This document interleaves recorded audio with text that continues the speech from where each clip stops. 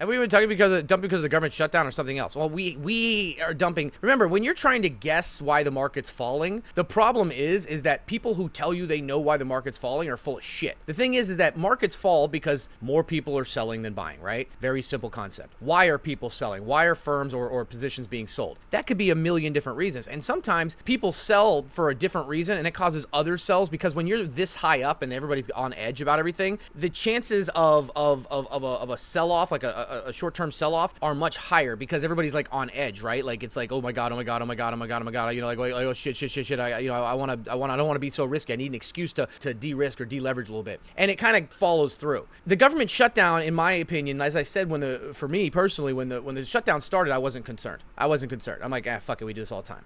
But I told you, if it gets to 30 days, I'm going to start getting worried, because that's when actual essential services start messing up, and more importantly, first paychecks are missed. And we got there. Air traffic control and flights, that is going to be insane. And we already talked about it yesterday. 31 million people travel in the holidays, are expected to travel this holiday, and over $1 trillion in consumer spending for the holiday season. You're putting that at risk. So there's going to be people out there, and firms or large holders or even retail traders, who are going to be like, you know what, I'm up a lot this year, and I might scale out. And scaling out 5% of your positions doesn't sound like a lot, but when you're talking about $1 trillion in equity, it's a lot. You see what I mean? So every day that the government shutdown goes on, there's more and more concern that we're going to get more and more disruptions of flights and spending and you know, a lot of concerns there. And so it gives people a reason to deleverage, de-risk a little bit. But we are in extreme fear, despite the fact that we're near all-time highs, and the people selling have cash on the sidelines. Some of it's rotating into dividends, as you can see above there. We're seeing some rotation. But that cash in this environment has nowhere, you don't have anywhere to go with it.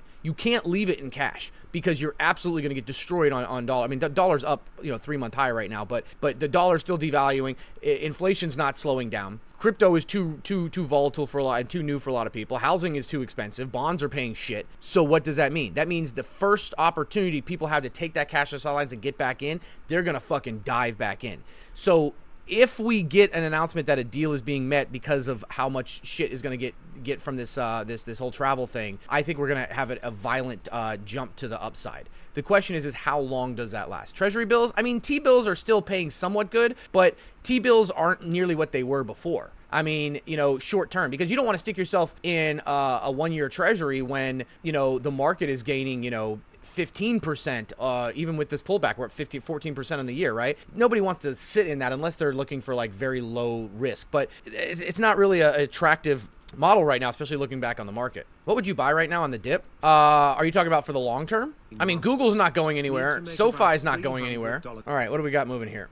Have you heard of Zcash? Say a 3-month high from 9 to 647. I have no clue about this crypto and figured I might just ask you. No, I don't keep up with all that, man. Just not my thing. There's always something new. There goes AAON, waiting for 5in to move. Who's not really moving. FI is moving right now. The only two plays I took to this morning were 5in and AAON. Ooh, okay, FI. Give me something here. Funny enough, our Chewy calls have been outperforming significantly. Look at this. So my wife hasn't said anything to me, but I was looking at this right here, and we took Chewy leaps last week, and versus the S&P 500 for the past 5 days. Okay, thanks, Chewy. I love how my wife comes to me. She's like, Chewy hasn't moved much in the past few days. It's only up like 2%. I'm like, look at the S&P 500. Are we doing the GPUS thing again? Is it under 36? All right, come on, AAON. Give me that money. All right, 5in, and I have to grab a little bit more there. I don't want to marry a play there, but I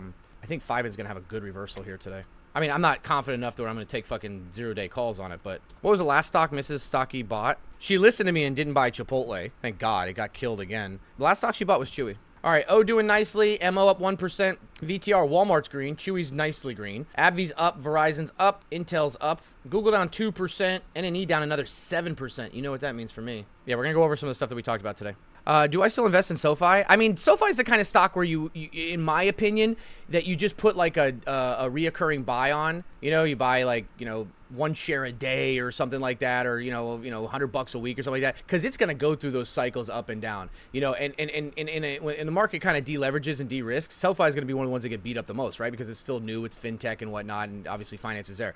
But we just saw that debt is continuing to go up. I mean, I talked about it this morning with the increase. It's insane. Student debt is like 1.6 trillion now, and 10% of it's delinquent. Hey, there we go. AAON is moving. Let's go. Are you still in Fly shares? No. What are your thoughts on Oscar? I was a fan of Oscar back in 2021 because they offered health insurance coverage to gig workers, and so many people were becoming gig workers post-COVID. But when the whole spec and growth sector exploded in 2022, it took a while to recover. I think Oscar is a sleeper in the healthcare sector. I know there's a lot of concern about the ACA being stripped out with the subsidies with the BBB, but this Democrat election kind of like landslide that happened shows that that there's a better chance that we see the normal situation where the House or the Senate flips during the midterms, and with that, it's going to slow down a lot of the gutting of the ACA, and so the subsidies might not be as bad of stripping out as anticipated. Oscar, on the other hand, is really big for